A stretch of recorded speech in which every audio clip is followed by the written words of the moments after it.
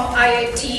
He did not take up any posh corporate job, but followed his first passion of teaching and setting up the Keystone Universe of Education in Ahmedabad. Really proud of you, sir, and congratulations, and looking forward to many more such ventures coming up.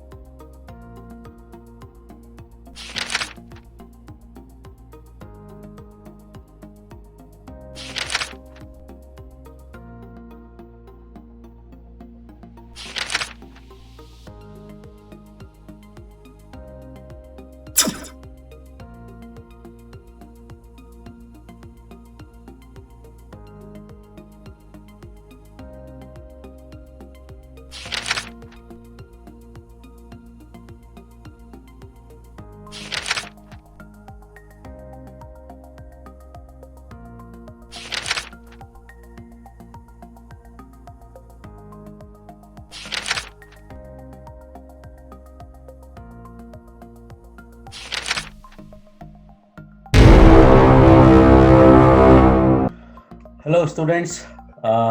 Now we are going to start a new chapter, and that is called hyperbola. अभी तक हमने ellipse complete किया. Ellipse में सारी चीजें लगभग complete हो गई हैं. पैराबोला कंप्लीट हो चुका है.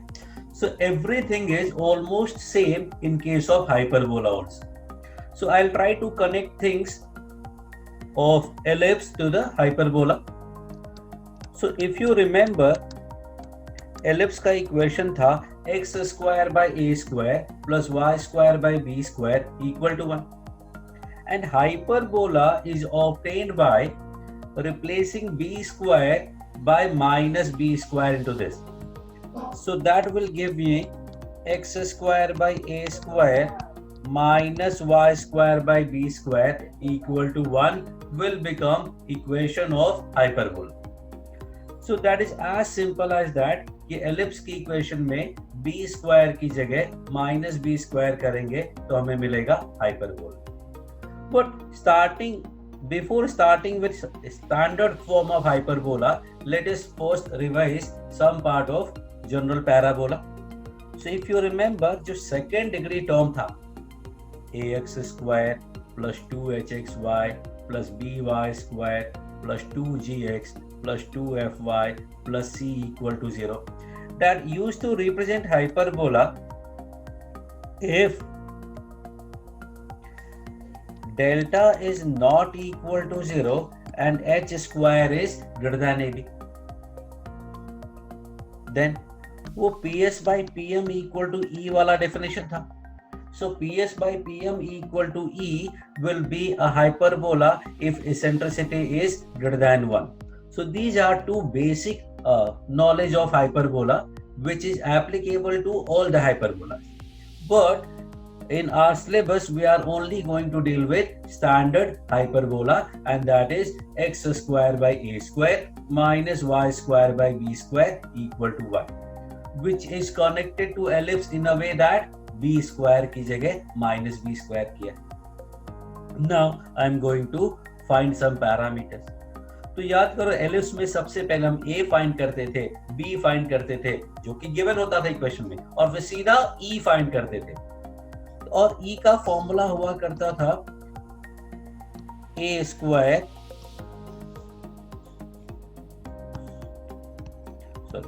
Under root 1 minus b square by a square. जबकि हाइपरबोला में क्या हो जाएगा, अब सोचो, व्हाट आई सेड कि b स्क्वायर की जगह माइनस b स्क्वायर कर दो, so this will give you plus b square by a square. I am not saying कि हर जगह ये ऐसा ही आपको करना है, but most of the cases में it will be okay. Let me show you how. So eccentricity हो गया under root 1 plus b square by a square. और इसेंट्रिसिटी के बाद ना अदर पैरामीटर्स, दैट इज सबसे पहले centre of the hyperbola.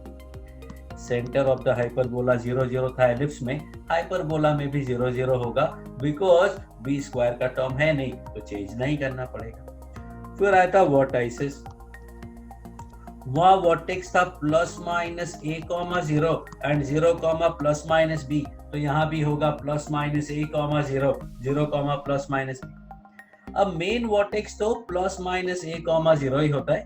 This is you can say time pass vertex, not very useful but it is. Then comes focus.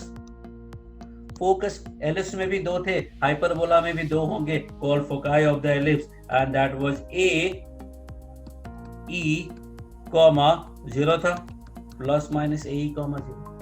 तो यहाँ पे भी वही हो जाएगा प्लस माइनस ए, 0, बिकॉज यहाँ देखो बी स्क्वायर नहीं है और बी स्क्वायर अगर नहीं है तो it will remain same. Then comes focus directrix. Directrix का इक्वेशन था x equal to plus minus a upon e, तो यहाँ भी होगा x equal to plus minus a upon e, no change at all. फिर एक्सिस था, axis में वहां मेजर और माइनर बोलते थे। In this case we call it principal and conjugate. Principal axis also called transverse axis. To transverse axis or principal axis and conjugate axis. तो जो principal axis होगा वो major axis जैसा है, उसका इक्वेशन y इक्वल टू 0 था तो यहाँ भी y इक्वल टू 0 होगा, उसका लेंथ 2a था तो इसका लेंथ भी 2a होगा। Conjugate axis is similar to minor axis. वहां उसका इक्वेशन x इक्वल टू 0 था तो in this case also it will be x equal to 0। Length was 2b तो again length is 2b। Then comes latus rectum. Latus rectum was x equal to plus minus ae, तो यहाँ भी क्या होगा x equal to plus minus ae। See कहीं भी b square नहीं आया except in the formula of e, तो बाकी सब जगह सब कुछ सेम चल रहा है। लैटिस रेक्टम के बाद आता है एंड्स ऑफ लैटिस रेक्टम, वो था plus minus a, plus minus b square by a. Now here you see we have b square. अब बी स्क्वायर को माइनस बी स्क्वायर करोगे doesn't make any difference, because plus minus दोनों ही pick करना है, minus लगाओगे तो minus plus हो जाएगा, तो ultimately there is no change. फिर आता है length of latus rectum. Length of latus rectum वहां होता था 2b स्क्वायर बाई ए, और यहाँ क्या होगा minus 2b square by a, because we have to convert b square by minus b square, but ultimately it is a length, so we have to take mod and that will result in simply 2b square by a. So these are the basic parameters of the hyperbola. Now I am going to draw this hyperbola, and that is very important part कि हम hyperbola draw कैसे करते हैं। तो first thing we do is we draw the axis, and then we draw two dotted lines equally inclined to the r x-axis in this case, standard parabola में। अब equation था x square by a square minus y square by b square equal to 1। अगर मैं x को 0 put करता हूं तो y का वैल्यू क्या मिलेगा? If I put x equal to 0, I will get y square equal to minus b square, which is not possible in real plane, so I will say x equal to 0 का कोई case नहीं होगा। Now if I put y equal to 0, what do I get?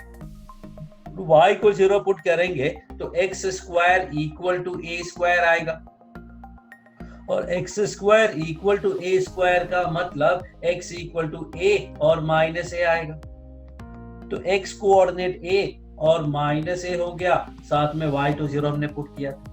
So these are the 2 points on x-axis.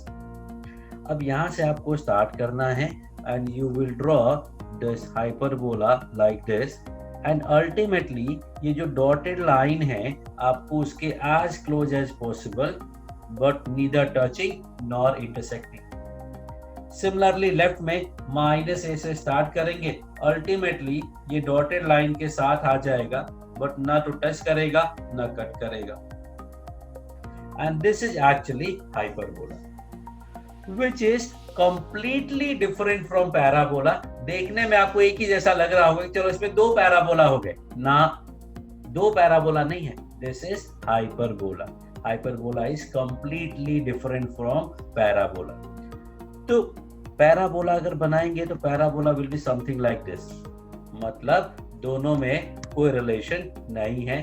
तो hyperbola and parabola are totally different curves. So now if you see, तो इसके vertex आपको दिख रहे हैं A और A dash, that is a, 0 minus a, 0.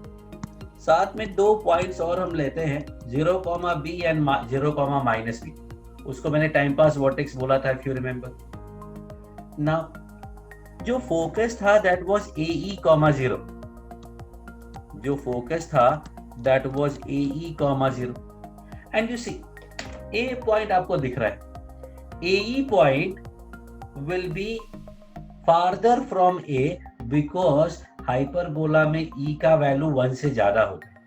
तो hyperbola में E का वैल्यू अगर 1 से ज्यादा है तो AE का वैल्यू A से ज्यादा होगा, और इसलिए वो A से भी और दूर आएगा.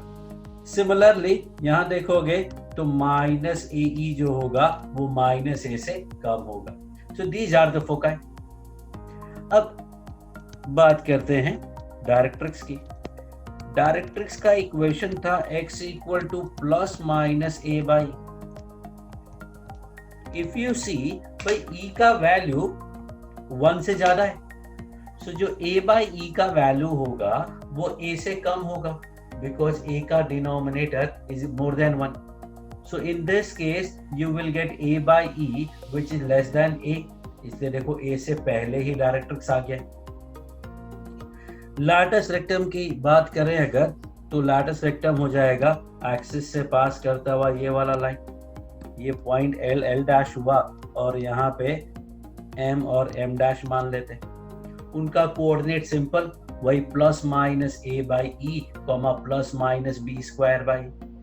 लेंथ की बात करेंगे तो b²/a और b²/a, that will give you 2b²/a.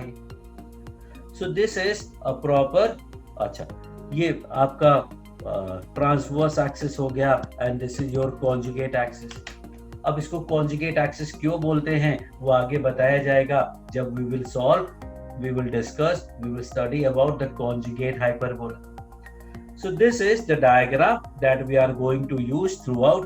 Always remember कि हाइपरबोला ड्रॉ करने के पहले आपको ये लाइन बनाना कंपल्सरी है. ये लाइन बनाए बिना you should never draw the hyperbola. Now these lines are actually called asymptotes. These lines are called asymptotes of hyperbola.